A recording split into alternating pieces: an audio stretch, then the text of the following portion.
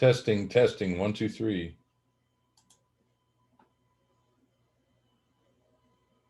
Yeah. There we go. So anyways, Brad, I'm Rob. Nice to meet you. Yeah, you too, Rob. Yeah, Brad. So what I'm doing is I've started a new show. It's like a radio program for gospel music and singers across Canada country for why they're writing their music, where their inspiration comes from, that kind of stuff, and then interviewing the artists themselves so they can tell me about the song. So that's why I was trying to get a hold of each artist and have them tell me about their songs and their music. Oh, cool. Yeah. Let's that's important, and thank you for the invitation. Oh, no trouble. Anytime. What is that accent? Is it Australian? I'm an Australian, mate. Yeah. Australian. Yeah, you can hear it right away. It's awesome. Hopefully it's not too thick. Hopefully I pronounce my words okay, so they come through okay, nice and clear. Oh no, people like it for sure. It's one of those accents everybody seems to love. At the moment, yeah, good. So what got you involved with writing gospel music and that kind of stuff? Oh, well, obviously my faith. But I think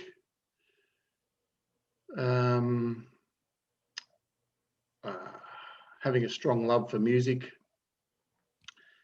seeing the benefits of playing music and how it encourages people. I think that's probably what got me into music and gospel music, playing in church, playing in bands. And I guess one of the other things that drew me even closer was a group of us that were playing in a band. We were looking for more places to play, and a couple came up with bright ideas that we would start up a regular night to provide opportunities for live music, obviously for ourselves, but also for others as well. And it actually got to the point of where we were running them. They were becoming so successful that we were running them. I was emceeing them, and we probably played less and gave more opportunities to others. And I think I just got to see how important it was for gospel music to uplift people from all different faith backgrounds. It crossed over. People can stand up and give a sermon. That's nice, but I find that singing to people about the message can at times uplift someone the smallest amount of faith. Wow, that's something. So were you always what religion are you? Or do you have a certain faith that you practice, and did you start out that way, or how did you come across your faith? I wasn't brought up in a Christian household, I suppose. The family never went to church. I actually, interesting, this time of year, they play movies on TV to show about the life of Jesus and the death of Jesus and the Ten Commandments and things, and that's where I got my faith teaching, is from the TV. And when most people are making the decision at 18 to head into clubs and bars and get their license and do all those things, I'd already been all there already. I started work when I was 15, and I worked in a place at Port Melbourne near the wharfs. So at 15, I was being trained as a printer down in Port Melbourne near the wharfs, and dragged off to the pubs at 15. And by the time that I got to be at 17, 18, I had enough, and I thought there's more to life than this. And I believe that's when the Lord touched me. and I made the decision I wanted to go to church. I wanted to seek God. I wanted to understand who God was. And yeah, by the age of 18, I was making decisions not to be part of this world anymore. I wanted to follow Christ. And a lot of the friends that I was around, they thought I was crazy. Out of all my friends, I had one friend who was supportive, and this is probably the type of people that I was sort of knocking around. But his father was the president of the Hells Angels, and yeah, his son is my friend, and he actually supported my decisions. And yeah, that was the journey that I went on. I Wow. lost That's awesome. contact with Mark, but I continued on and met my wife, and she was sort of going in and out of churches, and I guess she was going to a church, and she was still trying to understand the truth. She was still trying to understand it was possible. She said it was possible to become like Jesus, but she just wasn't getting into teaching. So we became good friends, and she started coming along to church with me, and then we fell in love and got married. And that's had me on a journey to. I realised that I wasn't going to get a lot of support from family and friends, so it was just us two and our church family. And then we got married. We had kids. I started a business. So I ran a printing business for 25 years. And during that time, I was able to employ a lot of the young ones that came to Christ. And I think over 25 years, I probably employed well over 100 people. And Wow. That's quite something. yeah, and I think that I learned a lot. I learned a lot about nurturing. I learned a lot about pastorship care. I learned a lot about myself. I think I matured a lot, and I thank the Lord for that. We had four kids of our own. They're all grown up in their 20s now. So it's been a bit of a journey. But then through that time, we experienced a lot of adversity and Do your kids play and sing too, or? Yeah, they all can play. They've all got a much better ear than I have, and much better voices than I have. So yeah, they sing like angels. Yeah, they all do. And recently, my daughter's been able to join me on a song that I've started to write, and I finished it on the Is that weekend. the latest one that you just sent me, or? No, it's a song called Jesus Wept, and I played it to my wife and my daughter, and she said, "Oh, Dad, I'd love to sing with you this one." Oh, okay. So I look forward to that one. we're working on that one. Yeah. Now I don't have the title in front of me here. The latest song you just sent me. How did you get inspired to write that song? So that would be so the ones I probably shared with you, was it No Cries Anymore? Is that the one? Yes, that's the one. No Cries Anymore. Yeah. No Cries Anymore was written quite a number of years ago. I think the Lord was showing me, and at that time, I hadn't yet. We'd had experienced some terrible situations. My wife was involved in a terrible car accident. She was declared paralysed at the Alfred Hospital here in our Melbourne, Wow. Victoria. And How long ago was that? that would have been, close to probably 20 years, close to 20 years ago. What an ordeal to have to go through. My goodness. Yeah, having the 4 kids and then sitting there next to my wife, and she couldn't move, and I just said, well, we're just going to have to take one day at a time. And the elders actually came in, so that happened on the Sunday. The elders actually came in on the Monday and anointed her and prayed for her, and she started getting feeling back. And by the end of the week, she was moving around. And the doctors, they couldn't explain it. They said, That's incredible. all praise and everything, and they just said, you hear about this kind of stuff and you wonder, like, you know, it does happen to people, but people just don't realize that there's a lot of it out there. well, our God does amazing things. And yeah, you're right. You know, and it happens every day, Rob. Every day there's things happening for people, and That's the Lord does it. Yeah. And but she had to spend 3 months in rehabilitation. Mm-hmm.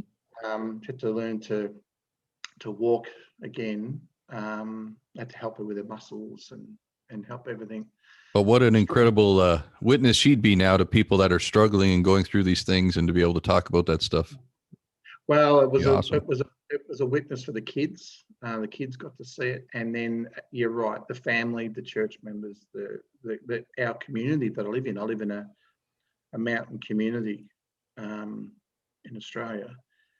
There's about 1,500 in the closer community, and it's about 3,500 in the broader community. A lot around the town, and a lot got to see the amazing miracle that happened. That, you know, Suzanne, my wife, now, you know, she's now a musculoskeletal therapist. She actually now works with people with similar situations, oncology. So she works with people with, you know, cancer and degenerative sort of situations. So that's an amazing testimony in itself. But That's incredible. So that's the inspiration behind the song? Well, that's probably the main part of it, Rob, is that I saw that, and it's like the Lord was showing me, there will come a time, you know, even with this world, there'll come a time where there'll be no cries anymore. As he says in the scriptures, that, you know, he will wipe away every tear. And we need to believe that. We need to know that. That's how God's saying there's going to come a time when the pain and suffering is going to cease. It's going to stop. And as I shared with you, I wrote a song even the weekend with Jesus Wept. Even Jesus, when he walked this earth, shed a tear. But there's going to come a time, there's going to be no cries anymore. That's the inspiration for that song. I was having that talk with somebody today about that Jesus had to even suffer when he was here, and it was like a learning process. And when he's praying up to God, he's saying, why do I got to go through this? And most people don't understand that suffering's all part of this life, this sort of gift that we have. Yeah, well, we learn obedience through what we suffer, and that's what Scripture says. You know, we go through things like Job. You know, people from the world would look at Job's situation and go, "That's terrible. How could a loving God allow someone that loves him so much go through what he went through?" But when you looked at what was going on with Job, and Job was being, excuse me, I'll just take a drink. Job was being an example for those around him and for us and for those far off. And at times, as I shared with you, you know, the situation with us, our own personal lives, is that the Lord can use what we go through, because it says all things work for the good for those who love the Lord. And, you know, we can be that light, we can be that example in the world by remaining faithful and drawing closer to him when we go through our adversaries. And back in 2009, we experienced what was and still is regarded as the worst natural bushfire in our country, the Black Saturday bushfires, and I'm smack bang in the middle of that, mate. Oh, really? So you're right. Yeah. So did you suffer any damage or? Well, I lost a lot of friends. Oh my I goodness. lost friends I was with that day. We were performing down at the Country Music Festival, down the foot of the mountains there. I was with them and we were talking about it. Unfortunately, lost them. We lost our home. I guess for me, another one of those moments of, whether I was in the wrong place at the wrong time or the right place at the right time, but that sort of kicked off another journey for us, or for me too. I was president of our business association, Business and Tourism Association. I was the local printer in town, so I print the local newspaper. And I'd actually started up a local arts group up here as well. And we actually had about 130 members in the arts group. So we ended up, I suppose I inherited the position of the head of the economic recovery process, and also did an arts-led recovery in that situation. So it took me on a journey for 10 years because I got asked by the local government to take on a position on tourism recovery, and then eventually ended up being on the regional tourism board, and I ended up chairing the regional tourism board at the time there. But then I was contracted by our local government, and it was funded by the state government for me to head up the economic recovery. And I was managing business recovery for 3 years. That then has led me around the country and even overseas in sharing the lesson of recovery and how we can. One of the things though, Rob, is I got a little bit disheartened about was through the recovery, I found that it was the Lord's hand that got us through, and praying to Him and the responses that I received from Him. I felt that the government didn't want me to share the Lord. So I decided to step away after a number of years in the government role, and more focusing on the faith-led recovery process. So I then was asked to share the experience with those suffering extreme drought in outback Queensland. So I was involved with a program for a number of years in supporting the communities out there, with the chaplains and some of the ministers there. I was asked to go on a mission to the Philippines. In the Philippines, they experience a lot of earthquakes because they're actually on one of the fault lines, and they experience a lot of earthquakes, and they had volcano issues and things. So I was able to travel around the Philippines and share the message in a lot of church communities. And then in the South Pacific, they experience a lot of cyclones, hurricanes and things like that. So I was able to venture out in the South Pacific Islands, and do the same thing. Encourage those in those communities to look to the Lord through adversity and share the message of recovery and how we get through that. A little bit like Peter walking on the water. When he started walking towards the Lord and he started to sink, he took his eyes off the Lord. Keep your eyes on the Lord, even when we're going through those times.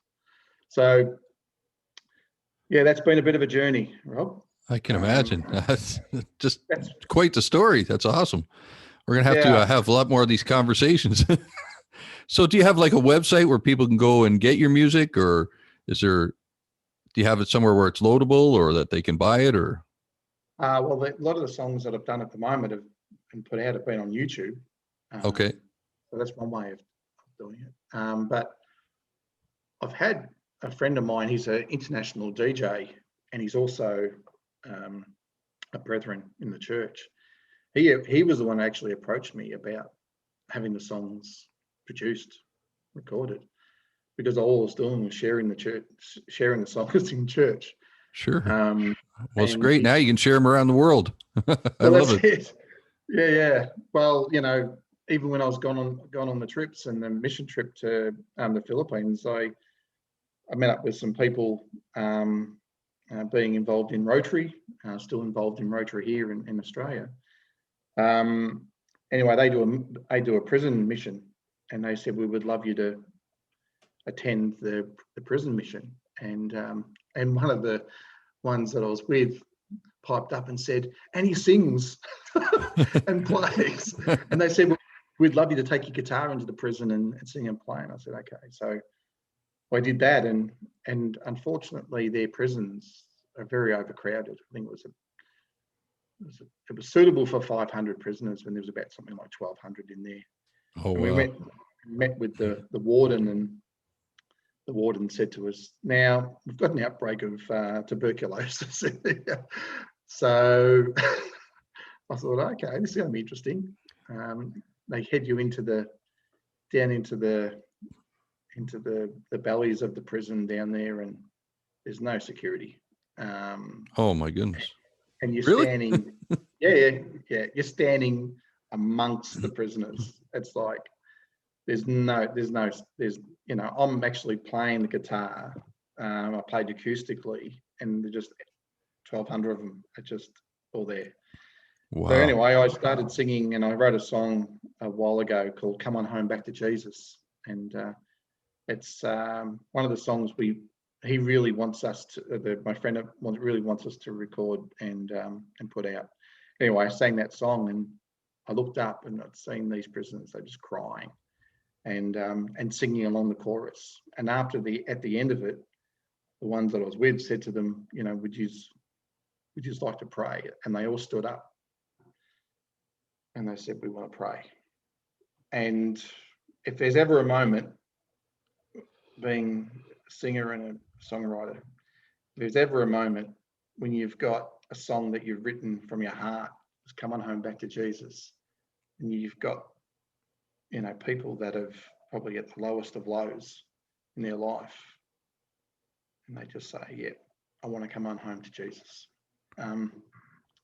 So because of COVID, I haven't been able to go back, but I have regular Zoom sessions with my friends from the Philippines and Nepal and India and all those places that are hugely being persecuted, but also extremely being impacted, as you know, Rob, in the world by COVID. So I get to encourage them and sing to them. That's incredible. Yeah. That's quite an amazing story, actually. We're going to have to, whatever songs you have, whenever you have them, you can send them over to me. Do you have a Facebook page? I'm not on Facebook. I don't have social media. Oh, no social media? I just use it for connecting, but we can connect through email. That's fine. Yeah. Look, I'm happy to share. We're working on songs the more we can. What I've done is I've actually there's a group that are wanting to help me with the songs, and I've really been trying to move away from, because some people have said, oh, you should have, I got videos and things like that, but I've actually produced the videos where I don't appear in them. They're more, it's more about the song. And I've said to people, no, I don't want to glorify me. I want to glorify the Lord. So we're actually going to be putting out some songs, not under my name, but under Pathway to Grace.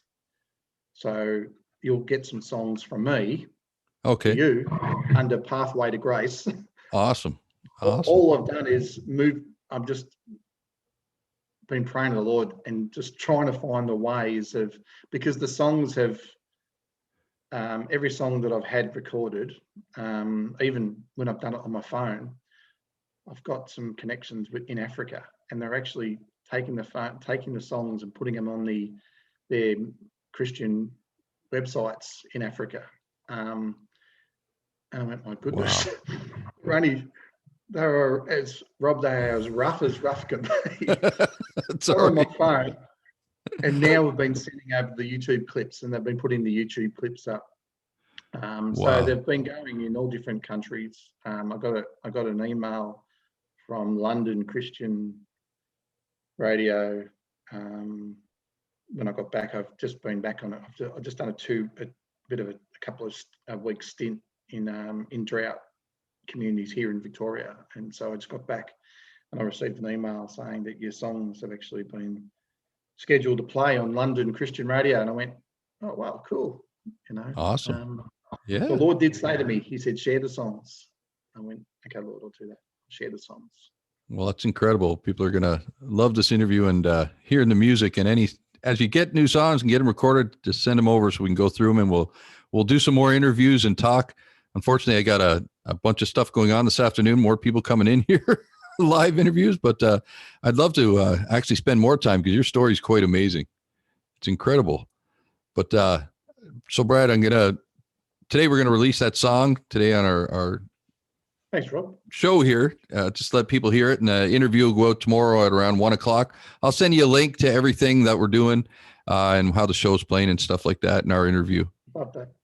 All right. Yeah, look, I'd love to be supportive with yourselves and stay connected. That'd be great. Yeah. Oh yeah, that's awesome. We'll keep connected, and you can tell us some more stories about what's going on around the world and the things you're doing with your music and how it's being affected and people are getting to hear it. That's what people need to know, that God's getting spread throughout the world in so many different ways.